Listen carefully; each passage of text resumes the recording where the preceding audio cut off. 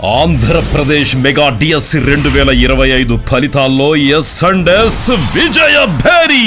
SGT state first rank, SA all state ర్యాంకులతో పాటు రాబోయే సెలక్షన్ లిస్టులో 8,000కు పైగా ఉద్యోగాలతో రాష్ట్రంలో సంచలనం సృష్టించబోతోన్న ఎస్&ఎస్. టెస్ట్ ప్లస్ డిఎస్సి ఆన్లైన్ క్లాసుల కొరకు ఎస్ పబ్లికేషన్స్ యాప్ ని వెంటనే డౌన్లోడ్ చేసుకోండి.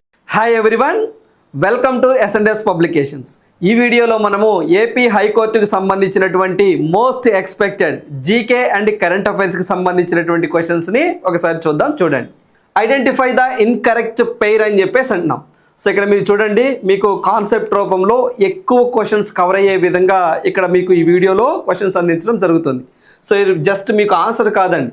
సో ప్రతి ఒక్క దానికి కూడా ఇక్కడ 4 క్వశ్చన్స్ ఉన్నాయి, 4 ఆప్షన్స్ ఉన్నాయి, అంటే 4 క్వశ్చన్స్తో సమానం. సో చాలా జాగ్రత్తగా వినండి. So lot of content, so ఎక్కువ కంటెంట్ అనేది ఎగ్జామ్ పాయింట్ ఆఫ్ వ్యూలో డిస్కస్ చేద్దాం. సో ఇక్కడ చూసినట్లయితే ఐడెంటిఫై ద ఇన్కరెక్ట్ పేర్ అన్నారు, సరికాని జతను గుర్తించుము అన్నారు. ఇండియన్ నేషనల్ కాంగ్రెస్ 1885లో ఏర్పాటు చేశారు, కరెక్టే. దీనబంధు సార్వజనిక్ సభ అని చెప్పేసి అంటున్నారండి. సో 82 పూనా ఒప్పందం, అదేవిధంగా అలీగర్ ముస్లిం విశ్వవిద్యాలయాన్ని ఏర్పాటు అని చెప్పేసి అంటున్నారు. సో ఇక్కడ మనం చూసినట్లయితే ఇండియన్ నేషనల్ కాంగ్రెస్, సో దీన్ని 1885 డిసెంబర్ 28న ఏర్పాటు చేయడం జరిగింది. సో మరి ఈ యొక్క ఐఎన్సిని ఏర్పాటు చేసింది ఎవరు సార్? AO Hume. మీరు చిన్నప్పటి నుంచి చదువుతూనే ఉన్నారండి. ఏంటి సార్ అంటే ఏఓ అంటే అలెన్ ఆక్టావిన్ హ్యూమ్ అని చెప్పేసి అంటాం. ఏఓ హ్యూమ్ అని చెప్పేసి అంటామండి. ఏఓ హ్యూమ్ అనే వ్యక్తి, సో హ్యూమ్ అనే వ్యక్తి దీన్ని ఏర్పాటు చేయడం జరిగింది. ఐఎన్సిని స్థాపించినప్పుడు బ్రిటిష్ గవర్నర్ జనరల్గా ఎవరున్నారు సార్ అంటే సో లార్డ్ డఫ్రిన్ గారు ఉండడం జరిగింది. లార్డ్ డఫ్రిన్ గారు ఉండడం జరిగింది. అదేవిధంగా పూనా ఒప్పందం అండి. సో మనకి జస్ట్ ఈ దీనబంధు సార్వజనిక సభ ఏర్పాటు అంత ఇయర్ గుర్తుంచుకోండి. సో పూనా ఒప్పందం 1932లో జరిగింది. ఎవరెవరికి మధ్య జరిగింది సార్? మహాత్మా గాంధీ గారికి, అంబేద్కర్ గారికి మధ్య జరిగింది. సో చాలా చాలా ఇంపార్టెంట్. ఎవరికండి? గాంధీ గారికి అండ్ అంబేద్కర్ గారి మధ్య జరిగింది. అయితే దీని మీద సంతకం చేసింది ఎవరు సార్ అంటే మదన్ మోహన్ మాలవ్య గారండి. ఏదైతే రిజర్వేషన్ల విషయంలో ఈ యొక్క పూనా ఒప్పందం అనేది జరిగింది. నెక్స్ట్ అలీగర్ ముస్లిం విశ్వవిద్యాలయం, దీన్ని ఎప్పుడు సార్ ఏర్పాటు చేశారు? 1875లో ఏర్పాటు చేయడం జరిగిందండి. So this is the wrong statement. So మనకి సరి కానిది ఏంటి సార్? ఇన్కరెక్ట్ అని అడిగారు కదా, సరి కానిది అలీగర్ ముస్లిం యూనివర్సిటీని 1875లో ఏర్పాటు చేశారు. కరెంట్ అఫైర్ ఏంటి? రీసెంట్గా అలీగర్ ముస్లిం యూనివర్సిటీకి ప్రస్తుత వైస్ ఛాన్సలర్గా ఎవరున్నారు? ఒక మొట్టమొదటి మహిళ అండి. ఆమె వైస్ ఛాన్సలర్గా మొట్టమొదటి మహిళ నయీమా ఖతుమ్ అని చెప్పేసి అంటాము. సో ఆమె పేరు గుర్తుంచుకోండి. ఏంటి సార్ అంటే నయీమా ఖతుమ్ అని చెప్పేసి అంటాము. నయీమా ఖతుమ్ అని చెప్పేసి అంటాము. ఆమె వైస్ ఛాన్సలర్గా రావడం జరిగింది. ఏ యూనివర్సిటీకి? అలీగర్ ముస్లిం యూనివర్సిటీకి అని చెప్పేసి అంటాం. సో మనకి సయ్యద్ అహ్మద్ ఖాన్ గారు ఈ యొక్క అలీగర్ ముస్లిం యూనివర్సిటీకి ఫౌండర్గా ఉండడం జరిగింది. ఇటీవల కాలంలో మనకి ఇందిరాగాంధీ నేషనల్ ఓపెన్ యూనివర్సిటీ, మనం సాధారణంగా ఇగ్నో అని చెప్పేసి అంటామండి. సో దానికి సంబంధించి కూడా సో మనకి ఉమా గారు రావడం జరిగింది. సో ఈ పాయింట్ కూడా మీరు గుర్తుంచుకోండి, ఓకేనా? ఉమా ఖరీదాల్ అని చెప్పేసి అంటాం. రైట్. సో నెక్స్ట్ క్వశ్చన్ చూద్దాం. చూడండి, సో మనకి లండన్లో ఈస్ట్ ఇండియా అసోసియేషన్ స్థాపించింది ఎవరు అని చెప్పేసి అంటున్నారు. So who established the east India association in London అంటే భారతదేశంలో ఉన్నటువంటి, అంటే అప్పుడు బ్రిటిష్ వాళ్ళు పరిపాలించేటప్పుడు ఏదైతే భారతదేశంలో ఉన్న పరిస్థితులను లండన్లో తెలియచేయటం కోసము ఈ యొక్క ఈస్ట్ ఇండియా అసోసియేషన్ను స్థాపించడం జరిగింది. ఎవరు సార్ స్థాపించారు అంటే దాదాబాయి నౌరోజీ గారు స్థాపించడం జరిగింది. ఎప్పుడు సార్ స్థాపించారు అంటే 1866 సంవత్సరంలో స్థాపించడం జరిగింది. చెప్పాం కదా ఎందుకు అంటే భారతదేశంలో ఉన్న సిచ్యువేషన్ ఏంటి, ప్రస్తుత పరిస్థితులు ఎలా ఉన్నాయి అని చెప్పేసి లండన్లో సో వారికి తెలియచేయటం కోసము ఈ యొక్క ఈస్ట్ ఇండియా అసోసియేషన్ స్థాపించారు. సో మన ఏపీ హైకోర్టులో బేసిక్స్ అడుగుతారండి. సో జస్ట్ బేసిక్స్ మరి కొంత మోడరేట్గా చదువుకోండి. మరి దీని గురించి ఇప్పుడు మళ్ళీ రీసెర్చ్ చేయవలసిన అవసరం లేదు. సో ఎందుకంటే ప్రీవియస్ పేపర్లు చూసినట్లయితే బేసిక్స్ అడుగుతా ఉన్నారు. సో ఇక్కడ మనం చూసినట్లయితే బాలగంగాధర్ తిలక్ అని చెప్పేసి అంటామండి. సో మనకి అందరికీ తెలిసింది ఇటీవల కాలంలో సో మనకి తిలక్ అవార్డు అని చెప్పేసి లోకమాన్య తిలక్ 43rd 43వ లోకమాన్య తిలక్ అవార్డు అని చెప్పేసి 2025వ సంవత్సరానికి నితిన్ గడ్కరీ గారికి ఇవ్వడం జరిగింది. లాస్ట్ టైం 2024వ సంవత్సరానికి 42వ మనకి తిలక్ అవార్డుని సుధామూర్తి గారికి ఇవ్వడం జరిగింది. 2023వ సంవత్సరానికి మోడీ గారికి ఇవ్వడం జరిగింది. సో ఈ పాయింట్ మీకు తెలిసింది. సో రవీంద్రనాథ్ ఠాగూర్ గారు మన భారతదేశం నుంచి ఫస్ట్ టైం నోబెల్ అవార్డు సాహిత్యంలో తీసుకున్నటువంటి పర్సన్, గీతాంజలికి గాను. ఓకేనా? సో ఈ పాయింట్స్ గుర్తుంచుకోండి, సరిపోతుంది. రైట్. సో నెక్స్ట్ వన్ చూద్దాం, చూడండి. సో క్రింది నియమాలను ఆయా వ్యక్తులతో పోల్చినప్పుడు సరికానిది ఏంటిది అని చెప్పేసి అంటున్నారండి. సో ఇక్కడ మనం చూస్తే సెబీ చైర్మన్. సో సెబీ చైర్మన్గా తుహిన్ కాంతా పాండే గారు ఉన్నారు. ఎస్, గతంలో మనకి ఈ యొక్క సెబీ చైర్మన్కి ఎవరున్నా సరే అంటే మాధవి పూరి బచ్ అని చెప్పేసి ఉండేవారండి. సో ఆమె వెళ్ళిన తర్వాత 11th చైర్పర్సన్గా వీరు రావడం జరిగింది, తుహిన్ కాంతా పాండే గారు. సెబీ సో 1988లో ఏర్పాటు చేయడం జరిగింది. Securities exchange board of India మన భారతదేశంలో స్టాక్ మార్కెట్స్ మొత్తాన్ని నియంత్రించేటువంటి ఒక చట్టబద్ధమైనటువంటి సంస్థ. సో ఏర్పాటు చేసినప్పుడు అంటే 1988లో అడ్వైజరీ బాడీ మాత్రమే. ఆ తర్వాత సెబీ యాక్ట్ 1992 తీసుకొచ్చి దానికి చట్టబద్ధత కల్పించారు. దానికి చైర్మన్గా తుహిన్ కాంతా పాండే 11th చైర్మన్గా ఉన్నారు. నెక్స్ట్ న్యాయశాఖ కార్యదర్శి, లా సెక్రటరీ. న్యాయశాఖకు మొట్టమొదటి విమెన్ సెక్రటరీగా అంజు రాణి అని చెప్పేసి ఒక ఆమె రావడం జరిగింది. ఇది కూడా కరెక్టే. సో ప్రస్తుతం న్యాయశాఖ మంత్రిగా ఎవరున్నారు సార్ అంటే అర్జున్ రామ్ మేఘ్వాల్ గారు ఉండడం జరిగింది.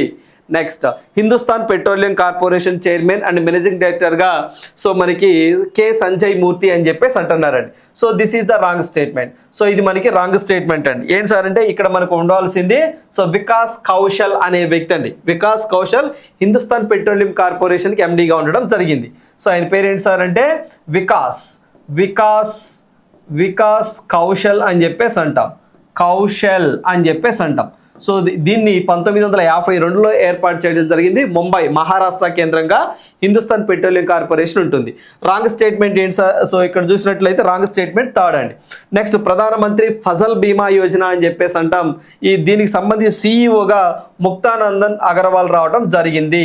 ఈ ప్రధానమంత్రి ఫసల్ బీమా యోజన 2016 సంవత్సరంలో తీసుకురావడం జరిగింది. గుర్తుంచుకోండి, 2016 ప్రధానమంత్రి ఫసల్ బీమా యోజన అని చెప్పేసి అంటామండి. సో చాలా ఇంపార్టెంట్ రైతులకు సంబంధించి ఫసల్ బీమా అంటే ఏవైతే క్రాప్ ఇన్సూరెన్స్ సదుపాయాన్ని కల్పించడం ఈ స్కీమ్ యొక్క ముఖ్య ఉద్దేశం. సో నెక్స్ట్ క్వశ్చన్ చూద్దాం, చూడండి. సో క్రింది ఓడరేవులలో దేనిని దీన్ దయాల్ ఓడరేవా అని కూడా పిలుస్తారు? సో మనకి దీన్ దయాల్ ఓడరేవు అని ఈ క్రింది ఇచ్చిన ఓడరేవుల్లో అంటే ముంబై ఓడరేవా, కోల్కతా ఓడరేవా, కాండ్లా ఓడరేవా, విశాఖపట్నం ఓడరేవా. సో ఏ ఓడరేవు అంటే కాండ్లా ఓడరేవునే దీన్ దయాల్ ఓడరేవు అని కూడా పిలుస్తారు. ఎక్కడ ఉంటుంది సార్ అంటే గుజరాత్ రాష్ట్రంలో ఉంటుంది. సో ఇది ఒకటి గుర్తుంచుకోండి. సో ఓకేనా, దీన్ని 2000 అంటే కాండ్లా ఓడరేవుని గతంలో అనేవారు. 2017వ సంవత్సరంలో 2017 సెప్టెంబర్లో దానికి ఏమని పేరు మార్చారు? దీన్ దయాల్ ఓడరేవుగా పేరు మార్చడం జరిగింది. రైట్, అయిపోయింది. సో ఇక్కడ చూసినట్లయితే కోల్కతా ఓడరేవు అండి. సో దీన్ని శ్యామ్ ప్రసాద్ ముఖర్జీ ఓడరేవు అని కూడా అంటారు. చాలా ఇంపార్టెంట్, గుర్తుంచుకోండి. ఈ కోల్కట్ని శ్యామ్ ప్రసాద్ ముఖర్జీ అని చెప్పేసి అంటామండి. ఏంటి సార్ అంటే శ్యామ్ ప్రసాద్ ముఖర్జీ పోర్ట్ అని చెప్పేసి కూడా అంటారు. సో మరి దీన్ని ఎప్పుడు పేరు మార్చారు సార్ అంటే 2020 సో జనవరిలో పేరు మార్చడం జరిగింది. సో గుర్తుంచుకోండి, ఇక్కడ మనకి గతంలో కోల్కతా ఓడరేవుని 2020 సంవత్సరంలో అప్పటి నుంచి శ్యామ ప్రసాద్ ముఖర్జీ ఓడరేవుగా పేరు మార్చారు. సో దీన్ని 2017లో కాండ్లా ఓడరేవుని దీన్ దయాల్ ఓడరేవుగా పేరు మార్చారు. ఓకే, బాగానే ఉంది. సో ముంబై ఓడరేవు, సో దీనికి సంబంధించి సో ఈ యొక్క ముంబై ఓడరేవునే సో మనకి గేట్వే ఆఫ్ ఇండియా అని చెప్పేసి కూడా అంటారండి. ఏ ఓడరేవుని గేట్వే ఆఫ్ ఇండియా అని చెప్పేసి అంటాము అంటే గేట్వే ఆఫ్ ఇండియా అని చెప్పేసి అంటామంటే ముంబై ఓడరేవు అని చెప్పేసి అంటాం. సో ఈ పాయింట్లు గుర్తుంచుకోండి. అదేవిధంగా వాధ్వాన్ పోర్ట్ ఇటీవల కాలంలో వార్తల్లోకి వచ్చిందండి. ఎక్కడ సార్ అంటే అది కూడా ముంబై, మహారాష్ట్ర అని చెప్పేసి అంటాం. రైట్. సో విశాఖపట్నం అంటే ఏపీ, మీకు తెలిసిందే. ఓకేనా? Right. Jewel of east coast అని చెప్పేసి కూడా అంటాం. రైట్. సో నెక్స్ట్ మనం చూడండి, దేశంలో మొదటి వారపత్రిక ఏది అంటున్నారండి. సో మనకి first news paper in India అని చెప్పేసి అంటున్నారు. సారీ అండి, వార్తాపత్రిక. భారతదేశంలో మొదటి వార్తాపత్రిక. So Bengal news, Bengal gazette, Amrita Bazar, the Hindu అని చెప్పేసి అంటున్నారు. సో మనకి చూసినట్లయితే బెంగాల్ గెజిట్ అని చెప్పేసి అంటాం. మరి ఈ యొక్క బెంగాల్ గెజిట్నే సో ఏం సార్ అంటే హికీస్, ఏమంటాం సార్ అంటే హికీస్. ఓకేనా, బెంగాల్ గెజిట్ అని చెప్పేసి కూడా అంటామండి. బెంగాల్ గెజిట్ అని చెప్పేసి కూడా అంటాము, గెజిట్ అని చెప్పేసి కూడా అంటాం. ఓకే, బాగానే ఉంది. 1780లో ఏర్పాటు చేయడం జరిగింది. సో ఇది ఒక పాయింట్ మీరు గుర్తుంచుకోవాలి.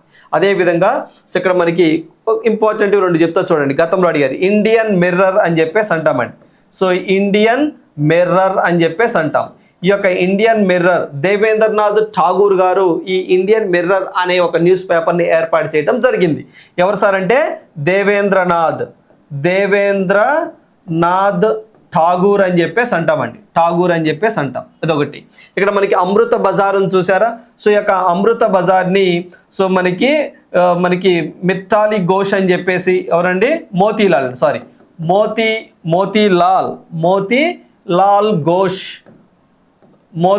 ఘోష్, మరొకైనా శిశిర్ కుమార్ ఘోష్ అని చెప్పేసి అంటామండి. కుమార్ ఘోష్ అని చెప్పేసి అంటాం. సో వీరు ఏర్పాటు చేయడం జరిగింది. సో చూడండి, అమృత్ బజార్ పత్రికను సో మోతీలాల్ ఘోష్ గారు, శిశిర్ కుమార్ ఘోష్ గారు ఏర్పాటు చేశారు. అదేవిధంగా ఇండియన్ మిర్రర్ని దేవేంద్రనాథ్ ఠాగూర్ గారు ఏర్పాటు చేశారు. సో ఈ పాయింట్ కూడా గుర్తుంచుకోండి, సరిపోతుంది. నెక్స్ట్ క్వశ్చన్ చూడండి. సో ఇండియాను ఈస్ట్ ఇండియా కంపెనీ నుంచి బ్రిటిష్ రాచరిక పాలన కిందకు మార్చబడిన సంవత్సరం చాలా చాలా ఇంపార్టెంట్. సో ఇక్కడ చూస్తే in which year was India transferred from the east India company to British crown. అంటే ఈస్ట్ ఇండియా కంపెనీ వారండి బ్రిటిష్ నిమిత్తం వచ్చారు. ఆ తర్వాత ఆ బ్రిటిష్ ఇండియా వారు సో బ్రిటిష్ క్రౌన్ అంటే రాచరిక పాలనకి సో మనల్ని తాకట్టు పెట్టారు. మనల్ని ఇచ్చేసారు. ఏం చేద్దాం, ఆ రోజులు అలా ఉన్నాయి. సో ఇక్కడ చూస్తే ఎప్పుడు సార్ అంటే ఇయర్ గుర్తుంచుకోండి, ఫ్యాక్చువల్ డేటా. సో క్రీస్తు శకం 1858లో సో ఈ యొక్క ఈస్ట్ ఇండియా కంపెనీ నుంచి బ్రిటిష్ రాచరిక పాలనలోని మన భారతదేశం వెళ్ళింది 1858వ సంవత్సరంలో. ఈస్ట్ ఇండియా కంపెనీ మన భారతదేశానికి ఎప్పుడు వచ్చింది సార్, అది కూడా ఇంపార్టెంటేనండి. ఏంటి సార్ అంటే ఈస్ట్ ఇండియా కంపెనీ మన భారతదేశానికి 1600 సో మనకి డిసెంబర్ 31వ తారీఖున రావడం జరిగింది. రైట్, దీనికి సంబంధించి 4 is our answer. Right. So next one చూడండి. క్రింది వాటిలో ఏ నది బ్రహ్మపుత్ర నది ఉపనది కాదు అంటున్నారు. సో బ్రహ్మపుత్ర రివర్ సో మనకి అస్సాంలో కామాఖ్య టెంపుల్ అని చెప్పేసి బాగా ఫేమస్. అక్కడ ఈ బ్రహ్మపుత్ర రివర్ పక్కనే ఉంటుంది. సో అయితే మనకి ఇక్కడ చూస్తే తీస్తా, మానస్, దిహాంగ్ అని చెప్పేసి అంటాం. సో తీస్తా కానివ్వండి, మానస్ కానివ్వండి, దిహాంగ్ కానివ్వండి, 3 కూడా ట్రిబ్యూటరీస్ ఆఫ్ బ్రహ్మపుత్ర అని. సో ఇక్కడ మనకి లూని అని చూసారా, this is the wrong statement. So ఇది మనకి సుబన్ సిరి అని చెప్పేసి అంటామండి. సో సుబన్ సిరి ఇది రాజస్థాన్లో ఉంటుంది. ఓకేనా, ఇది రాజస్థాన్లో ఉంటుంది. సో ఇది కాదు అని చెప్పేసి అంటాం. ఓకేనా, సో ఈ పాయింట్లు గుర్తుంచుకోండి. సో ఇంకా సుబన్ సిరి, లోహిత్ ఇవి కూడా బ్రహ్మపుత్ర నదికి ఉపనది. అదే టిబెట్లో దీన్ని సాంగ్పో అనే రివర్ కూడా పిలుస్తారు, మీ అందరికీ తెలిసిందే. నెక్స్ట్ వన్ చూడండి. అదేవిధంగా ఒక విషయం ఇక్కడ బ్రహ్మపుత్ర అంటే ఏదైనా ఒక నది పేరు మెయిల్ పేరుతో ఏదైనా ఉంటే ఇదేనండి బ్రహ్మపుత్ర అని చెప్పేసి అంటాం. సో టిబెట్లో దీన్ని సాంగ్పో అనే పేరుతో పిలుస్తారు. రైట్. సో నెక్స్ట్ వన్ చూడండి. భారత ఉపరాష్ట్రపతికి సంబంధించి సరికానిదేది అని చెప్పేసి అంటున్నారు. సో ఉపరాష్ట్రపతికి సంబంధించి ఉపరాష్ట్రపతి అనగానే రీసెంట్గా మనకి 14వ ఉపరాష్ట్రపతిగా ఎవరైతే ఉన్నారో సో వారండి. సో మనకి రాజీనామా చేయటం జరిగింది. జగదీప్ ధన్కర్ గారు రాజీనామా చేయటం జరిగింది. సో మరి అది ఓటింగ్ ప్రక్రియ. So election commission of India కూడా సో సెప్టెంబర్లో ఎలక్షన్స్ పెడతామని చెప్పడం జరిగింది. ఎన్నికలు అయితే మాత్రం 17వి, ఉపరాష్ట్రపతి అయితే మాత్రం 14ది. ఓకేనా. సో ఇక్కడ మనం చూసినట్లయితే సరికానిది రాజ్యసభ అధ్యక్షుడి హోదాలో అతనికి జీతం లభిస్తుంది అని చెప్పేసి అంటున్నారు. రాజ్యసభ అధ్యక్షుడి హోదాలో అంటే వైస్ ప్రెసిడెంట్గా ఎవరైతే ఉంటారో వారు పదవి రీత్యా రాజ్యసభకు చైర్మన్గా ఉంటారు.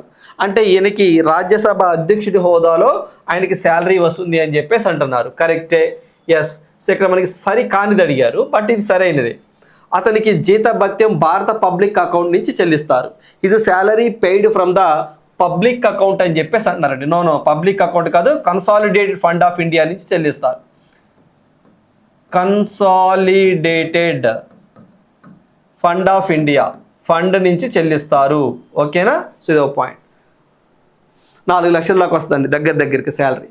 Next, his term is 5 years. కరెక్టే. So this is the wrong statement. Second, అతను పార్లమెంటు సభ్యుల చేత ఎన్నికవుతారు. కరెక్టే. పార్లమెంటు సభ్యులు అంటే లోక్సభలో రాజ్యసభలో ఉన్నటువంటి వ్యక్తులు, ఎంపీస్, మరియు రాజ్యసభకు 12 మంది నామినేట్ చేస్తారు కదా ప్రెసిడెంట్ గారు, వాళ్ళు కూడా ఎన్నుకుంటారండి. సో అదొక పాయింట్ కూడా మీరు గుర్తుంచుకోవాలి. ఓకేనా? రైట్. సో నెక్స్ట్ వన్ చూడండి. అంతర్జాతీయ న్యాయస్థానమునకు న్యాయమూర్తులను వీరు నియమిస్తారు. సో మనకి international court of justice, so వీరికి జడ్జెస్ని ఎవరు నియమిస్తారు అంటే, సో ఇక్కడ మనకి UN security general, UN council, general assembly, both general assembly and security council. So మనకి బోత్ అండి. సో మనకి సర్వసభ్య ప్రతినిధి మరియు భద్రతా మండలి, సో రెండు కలిసి సో వీకి ఇంటర్నేషనల్ కోర్ట్ ఆఫ్ జస్టిస్కి ఎన్నుకుంటారు. అయితే ఇక ఇంటర్నేషనల్ కోర్ట్ ఆఫ్ జస్టిస్ ఏదైతే ఉంటుందో, international court of justice head quarter ఎక్కడ సార్ అంటే నెదర్లాండ్, ది హేగ్స్ అని చెప్పేసి అంటాం. సో ICJ కూడా 1945లోనే ఏర్పాటు అవడం జరిగింది. సో ఎప్పుడు సార్ అంటే 1945లోనే. సో నెదర్లాండ్స్ ద హేగ్లో దీని యొక్క హెడ్ క్వార్టర్ ఉంటుంది. ఓకేనా? సో గుర్తుంచుకోండి. సో ఇక ICJకి సంబంధించి ప్రెసిడెంట్గా ఎవరున్నారు సార్ అంటే యూజీ ఇవాసావా అని చెప్పేసి అంటామండి. ఇవాసావా అని చెప్పేసి జపాన్ దేశానికి సంబంధించినటువంటి వ్యక్తి ఇంటర్నేషనల్ కోర్ట్ ఆఫ్ జస్టిస్కి ప్రెసిడెంట్గా ఉన్నారు. యూజీ ఇవాసావా, జపాన్ అని చెప్పేసి గుర్తుంచుకోండి, సరిపోతుంది. ఓకేనా? భద్రతా మండలి, సెక్యూరిటీ కౌన్సిల్ అని చెప్పేసి అంటారు. సో పర్మనెంట్ కంట్రీస్ 5 ఉంటాయి, నాన్ పర్మనెంట్ కంట్రీస్ 10 ఉంటాయి. మొత్తం సభ్య దేశాల సంఖ్య 15. సో ఇదైతే మనకి సెక్రటరీ జనరల్ అంటే సర్వసభ్య ప్రతినిధి. సో దీంట్లో మొత్తం సభ్య దేశాల సంఖ్య 193 ఉంటాయండి. సో దీన్నే ప్రపంచ పార్లమెంట్ అని చెప్పేసి కూడా అంటాము. రైట్. సో నెక్స్ట్ వన్ చూడండి. సో నెక్స్ట్ వన్ చూసినట్లయితే, సో ఇక్కడ మనకి ఎలక్ట్రానిక్ ఓటింగ్ మిషన్లో నోటా అంటే పైవేవి కాదు అన్న ఐచ్ఛికాన్ని మొదటిసారిగా ఏ సంవత్సరంలో జరిగిన రాష్ట్ర విధాన సభల ఎన్నికల్లో ప్రవేశపెట్టారు అని చెప్పేసి అంటున్నారు. సో ఇక్కడ మనకి ఏ సంవత్సరంలో, ఓకేనండి, ఏ సంవత్సరంలో అని చెప్పేసి జరిగిన రాష్ట్ర విధాన సభల్లో అంటే ఈరు అడుగుతూ ఉన్నారు. సో దీనికి సంబంధించి 2013 అని చెప్పేసి మనం ఆన్సర్ చేయాలి. సో 10వ దానికి సంబంధించి సో 2013. సో మనకి మధ్యప్రదేశ్లో జరిగినటువంటివి, అదేవిధంగా రాజస్థాన్ స్టేట్, తర్వాత మిజోరం, నెక్స్ట్ వచ్చేసరికి ఢిల్లీ. సో ఇక్కడ జరిగినటువంటి విధానసభ ఎన్నికల్లో నోటా అంటే నన్ ఆఫ్ ద ఎబో అంటే ఎవరు కాదు అనే విధానాన్ని, ఆ బటన్ని, ఆ ఆప్షన్ని తీసుకురావడం జరిగింది. ఈరు అడుగుతారు 2013 అని గుర్తుంచుకోండి. అదేవిధంగా ఇక్కడ మనకి 2015 అనగానే నీతి ఆయోగ్ అండి, ప్లానింగ్ కమిషన్ ప్లేస్లో నీతి ఆయోగ్ 2015లోనే రావడం జరిగింది. అదేవిధంగా సో ఇక్కడ మనకి Mahatma Gandhi national rural employment guarantee act 2005లోనే రావడం జరిగింది. అదేవిధంగా national disaster management authority act 2005లోనే రావడం జరిగింది. రైట్. సో 2047 అనగానే భారతదేశం అభివృద్ధి చెందిన దేశంగా, వికసిత భారత్గా చేయాలని చెప్పేసి 2040 టార్గెట్గా ఉండడం జరిగింది. రైట్. సో నెక్స్ట్ వన్ చూడండి. సో ప్రధానమంత్రి గ్రామ్ సడక్ యోజన యొక్క ముఖ్య ఉద్దేశం ఏంటి సార్ అంటే గ్రామీణ ప్రాంతాలలో అంటే గ్రామ ప్రాంతాల్లో అనుసంధానం కాని ఆవాసాలను అనుసంధానం చేయటం. అంటే థర్డ్ అంటే మనకి రోడ్లు వేయటం, ఇలాంటివి చేయటం. ప్రధానమంత్రి గ్రామ్ సడక్ యోజన అని చెప్పేసి అంటాం. అంటే అటల్ బిహారీ వాజ్పేయి గారు PMగా ఉన్నప్పుడు 2000వ సంవత్సరంలో ఈ యొక్క ప్రధానమంత్రి గ్రామ్ సడక్ యోజనను తీసుకురావడం జరిగింది. ఎవరు సార్ అంటే అటల్ బిహారీ వాజ్పేయి గారు PMగా ఉన్నప్పుడు. ఆ తర్వాత అది phase 1గా, ఆ తర్వాత phase 2 ఎప్పుడు సార్ అంటే 2013లో, ఆ తర్వాత phase 3 వచ్చేసరికి 2019లో. ఇప్పుడు ప్రజెంట్ phase 4 నడుస్తుందండి. ఎప్పటి నుంచి? 2024-25 నుంచి. ఓకేనా? సో ఈ ప్రధాన ఉద్దేశం, ఇది ఫుల్ ఫామ్ కూడా ఇంపార్టెంట్. ప్రధానమంత్రి గ్రామ్ సడక్ యోజన, గ్రామాలలో సో అనుసంధానం చేయటం గ్రామాలను రోడ్ల ద్వారా. రైట్. సో నెక్స్ట్ వన్ చూద్దాం. సో మనకి ట్రిమ్స్ అంటే trade related investment measures and TRIPS, trade related intellectual properties agreements under the which national organization అంటే, సో మనకి ట్రిమ్స్ అండ్ ట్రిప్స్ అనేవి ఏ ఆర్గనైజేషన్కి సంబంధించినవి అని చెప్పేసి అడుగుతా ఉన్నారు. ఓకేనా? సో మరి దీనికి సంబంధించి 1 minute.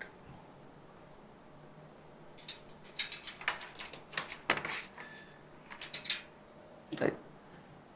కంటిన్యూ. సో మరి ఒకసారి చూసినట్లయితే దీనికి సంబంధించి ఏదైతే ఈ యొక్క ట్రిప్స్ అండ్ ట్రిమ్కి సంబంధించి సో WTOకి సంబంధించినవి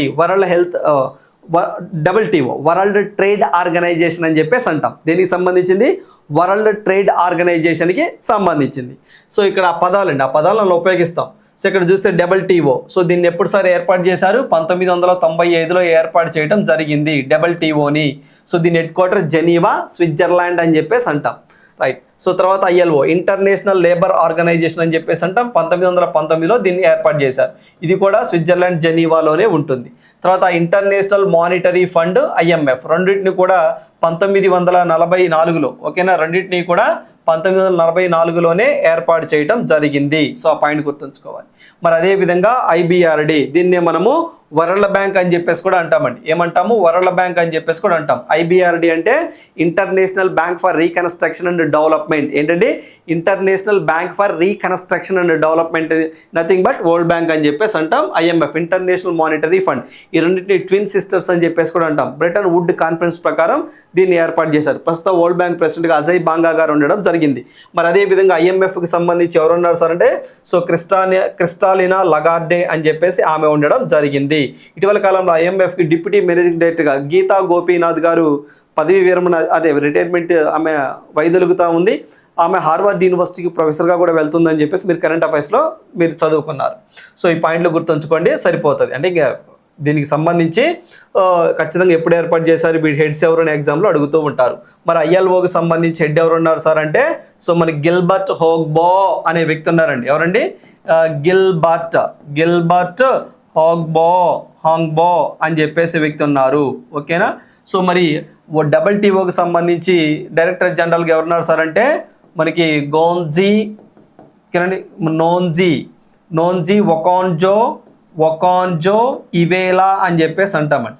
ఇవేలా అని చెప్పేసి సో ఈమె ఉండడం జరిగింది. సో ఈ పాయింట్ ఒకటి గుర్తుంచుకోండి. అంటే ఇక్కడ మీకు WTO డైరెక్టర్ జనరల్గా నోంగ్జీ ఒకాంజో ఇవేలా అని చెప్పేసి ఈమె. సో ILOకి సంబంధించి గిల్బర్ట్ హోగ్బో, IMFకి సంబంధించి క్రిస్టినా లగార్డే, IMFకి సంబంధించి సో మరి క్రిస్టాలినా జార్జీవా, IBRDకి సంబంధించి వరల్డ్ బ్యాంక్కి సంబంధించి అజయ్ బాంగా గారు ఉండడం జరిగింది. సో నెక్స్ట్ వన్ చూడండి. సో దీనికి సంబంధించి సమాధానం ఏంటి సార్ అంటే WTO. Right. So next one, so angstrom ఫైర్ హీలియం మీటర్ను దీన్ని కనుగొనడానికి ఉపయోగిస్తారు. దేన్ని కనుగొనడానికి ఆంగ్స్ట్రామ్ పైరో హీలోమీటర్ యూజ్ చేస్తారు అని చెప్పేసి అంటున్నారు. సో అన్నప్పుడు సో మనకి సౌర స్థిరాంకమును అంటే సోలార్ కాన్స్టెంట్ని మెజర్ చేయటం కోసం. అంటే ఇక్కడ మనం చూసినట్లయితే సోలార్ రేడియేషన్ అని చెప్పేసి అంటామండి. సోలార్ రేడియేషన్ అని చెప్పేసి అంటాం. ఓకేనా. సో మనకి సన్ నుంచి సో ఏదైతే మనకి అవుటర్ ఉంటుందో సో మనకి సన్స్ సో ఎనర్జీ అవుట్పుట్ అని చెప్పేసి అంటాం. ఓకేనా. సో దానికి సంబంధించినటువంటి సోలార్ రేడియేషన్ మెజర్ చేయడం కోసము ఈ యొక్క ఏదైతే మనకి ఆంగ్స్ట్రామ్ పైరో ఫైర్ హీలియోమీటర్ని ఉపయోగిస్తారు. ఓకేనా. నెక్స్ట్ ఈ పాయింట్ గుర్తుంచుకోండి, సరిపోతుంది. సో నెక్స్ట్ వన్ చూడండి. సో మనకి వరల్డ్ హ్యాపీనెస్ ఇండెక్స్ రిపోర్ట్ 2024 ప్రకారం మొదటి 3 స్థానాలు పొందిన దేశాలు వరుసగా అంటున్నారు. నేను అడిగింది 2024కి సంబంధించింది. సో మరి మొదటి స్థానాలు ఏంటి సార్ అంటే so Finland, Denmark, Iceland. So మనకి ఫిన్లాండ్, డెన్మార్క్, ఐస్లాండ్ ఈ 3 అనేది వరల్డ్ హ్యాపీనెస్ అత్యంత సంతోషకరమైనటువంటి జాబితా లిస్ట్ అని చెప్పేసి అంటాం. సో అయితే మరి దీనికి సంబంధించి మరి భారతదేశం ప్లేస్ ఎంత సార్, ఇండియా ర్యాంక్ ఎంత సార్ అంటే సో మనకి 2024 అయితే మాత్రము 126వ ప్లేస్లో ఉందండి. నేను అడిగింది 2024, ఇది ఓకే. మరి అదే ఇండియా 2025లో ఎన్నో ప్లేస్లో ఉంది సార్ అంటే 118వ స్థానంలో ఉండడం జరిగింది. సో ఇండియా ర్యాంక్ అడుగుతారు, స్ట్రైట్ క్వశ్చన్ అడుగుతారు. ఓకేనా. సో మనకి చాలా ఇంపార్టెంట్ వరల్డ్ హ్యాపీనెస్ రిపోర్ట్ అని చెప్పేసి అంటాం. సో మనకి 118వ స్థానంలో ఉండడం జరిగింది. అయితే దీన్ని యునైటెడ్ నేషన్స్ సస్టైనబుల్ డెవలప్మెంట్, ఓకేనండి, so United Nations sustainable development programme కింద సో వీరు యొక్క హ్యాపీనెస్ ఇండెక్స్ని రిలీజ్ చేస్తారు. సో నెక్స్ట్ క్వశ్చన్, సో మనకి 2023లో ప్రపంచ బ్యాంకు సరుకు రవాణా పనితీరు సూచి అంటే లాజిస్టిక్ పర్ఫార్మెన్స్ ఇండెక్స్లో భారతదేశం యొక్క స్థానం అంటే ర్యాంక్ ఎంత అని చెప్పేసి అంటున్నారు. అంటే ఏవైతే ఈ యొక్క ట్రాన్స్పోర్ట్ సిస్టమ్ ఏదైతే ఉంటుందో ఈ లాజిస్టిక్స్ అండి, అంటే సరుకులు ఒక ప్రాంతం నుంచి మరొక ప్రాంతానికి చేరవేసేటువంటి ఇండెక్స్ అన్నట్టు. సో దీనికి సంబంధించి ఇండియా ర్యాంక్ ఎంత సార్ అంటే 38 అని చెప్పేసి గుర్తుంచుకోండి, సరిపోతుంది. మరి ఫస్ట్ ప్లేస్ ఏముంది సార్ అంటే దీంట్లో సింగపూర్ ఉందండి. సో ఏంటంటే సింగపూర్ ఉండడం జరిగింది. 2 వచ్చేసరికి ఫిన్లాండ్ ఉండడం జరిగింది. సో ఆ 2 పాయింట్లు గుర్తుంచుకోండి, ఎక్కువగా ఇండియా ర్యాంకే గుర్తుంచుకోండి. నెక్స్ట్ మనం చూడండి. భారతదేశంలో అత్యధికంగా పవన శక్తిని ఉత్పత్తి చేసే రాష్ట్రం ఏది అని చెప్పేసి అంటున్నారు. అంటే విండ్ మరి ప్రపంచంలో ఎక్కువగా ఫస్ట్ చైనా అండి. విండ్ ప్రొడక్షన్లో ఫస్ట్ చైనా, తర్వాత అమెరికా, తర్వాత మూడో ప్లేస్లో ఇండియా అని చెప్పేసి అంటామండి. మూడో ప్లేస్లో ఇండియా ఉంటుంది. మరి పవన శక్తిలో ఫస్ట్ ఏంటి సార్ అంటే సో గుజరాత్ అని చెప్పేసి అంటాం, తర్వాత తమిళనాడు, తర్వాత Karnataka. Right. So next one చూద్దాం. So BrahMos supersonic cruise క్షిపణిని వీటిని సంయుక్తంగా అభివృద్ధి చేశారు. అంటే ఏ రెండు దేశాలు అంటే ఇండియా అండ్ రష్యా. సో ఈ రెండు అండి. సో బ్రహ్మపుత్ర రివర్ మీద బ్రహ్మోస్, మన దగ్గర బ్రహ్మపుత్ర. సో మన దగ్గర బ్రహ్మపుత్ర, రష్యాకి సంబంధించి మోస్కోవా అనే ఒక రివర్ అండి.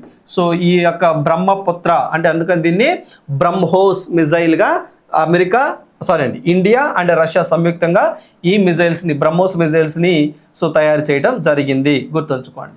అదేవిధంగా ఈ యొక్క బ్రహ్మోస్ మిజైల్ని మనం ఏ దేశానికి ఇటీవల కాలంలో అమ్మాము సార్ అంటే ఫిలిప్పైన్ దేశానికి అమ్మడం జరిగింది. రైట్. సో దీనికి సంబంధించి 2 is our answer. Next, so ఇక్కడ మనం చూసినట్లయితే ఫ్రాన్స్ దేశంతో అయితే మాత్రము ఏదైతే దసో ఏవియేషన్ సంబంధించి రఫేల్ యుద్ధ విమానాలని కొనుగోలు చేయబోతున్నాం. గతంలో 36 చేసాం, 26 చేయబోతున్నాం, అదొకటి గుర్తుంచుకోవాలి. ఓకేనా? రైట్. సో అదేవిధంగా ఓజోన్ రంధ్రము ప్రధానంగా దీని విడుదల వల్ల ఏర్పడుతుంది అని చెప్పేసి అంటున్నారు. దేనివల్ల అంటే సో మనకి ఫ్లోరో కార్బన్ల వల్ల ఏర్పడుతుంది అని చెప్పేసి అంటున్నారు. దానికి సంబంధించి 2066 కల్లా సో ఏదో ఓజోన్ పొరకి చిల్లు పడిందండి, హోల్ పడింది, అది 2066 కల్లా పూడిపోద్దట. అంటే ఆ ఓజోన్ తనంతట తనే స్వయం చికిత్స చేసుకోవడం, లైక్ ఆ హోల్ అనేది పూడిపోవడం జరుగుతుంది అని చెప్పేసి అంటున్నారు. నెక్స్ట్ వన్ చూడండి. సో మనకి అలంగీర్ నామా సో రచయిత ఎవరు అని చెప్పేసి అంటున్నారండి. సో ఇది మనకి బుక్కు సంబంధించింది. సో ఎవరు సార్ అంటే మీర్జా మహమ్మద్ కాజిం అని చెప్పేసి అంటారండి. సో ఇతను రచించడం జరిగింది. ఓకే అండి. ఔరంగజేబుకి సంబంధించి సో ఆ టైంలో జరిగినటువంటి విశేషాలను ఈ బుక్లో పొందుపరచడం జరిగింది. సో నెక్స్ట్ వన్ చూడండి. సో 1930 ఉప్పు సత్యాగ్రహాన్ని గమనించిన అమెరికన్ పాత్రికేయుడు ఎవరు అని చెప్పేసి అంటున్నారు. సో ఎవరు సార్ అంటే సో మనకి వెబ్ మిల్లర్ అని చెప్పేసి అంటామండి. సో మనకి వెబ్ మిల్లర్ అని చెప్పేసి అంటాము. సో దీన్నే మనము ఉప్పు సత్యాగ్రహాన్ని దండి మార్చ్ అని చెప్పేసి కూడా అంటామండి. ఏమంటాం సార్ అంటే దండి మార్చ్ అని చెప్పేసి కూడా అంటాము. సో ఎప్పుడు జరిగింది సార్ అంటే 1930 మార్చి 12వ తారీఖున స్టార్ట్ అయింది. సో ఇది ఒకటి గుర్తుంచుకోండి. సో 1930 ఏప్రిల్ 6వ తారీఖున సో మనకి దండికి రీచ్ అయ్యారండి, అంటే ఆ ప్రాంతం అన్నట్టు. ఓకేనా? అప్పటి వరకు జరిగింది. సో ఆ అమెరికన్ పాత్రికేయుడు ఇలా జరిగింది అని చెప్పేసి గుర్తించిన వ్యక్తి వెబ్ మిల్లర్ అని చెప్పేసి అంటాం. మనకి most expected so GK and current affairs point of వ్యూలో ఏపీ హైకోర్టులో ఎలాంటి క్వశ్చన్స్ అడగడానికి పాసిబిలిటీ ఉంది. సో ఇలాంటి కంటెంట్ కోసం మన ఛానల్ని సబ్స్క్రైబ్ చేసుకోండి, లైక్ చేయండి, షేర్ చేయండి. Thank you. All the best. Andhra Pradesh mega DSC 2025 ఫలితాల్లో ఎస్&ఎస్ విజయ భేరి. SGT state first rank, SA all state ర్యాంకులతో పాటు రాబోయే సెలక్షన్ లిస్టులో 8,000కు పైగా ఉద్యోగాలతో రాష్ట్రంలో సంచలనం సృష్టించబోతోన్న ఎస్&ఎస్ టెస్ట్ ప్లస్ డిఎస్సి ఆన్లైన్ క్లాసుల కొరకు ఎస్ పబ్లికేషన్స్ యాప్ ని వెంటనే డౌన్లోడ్ చేసుకోండి.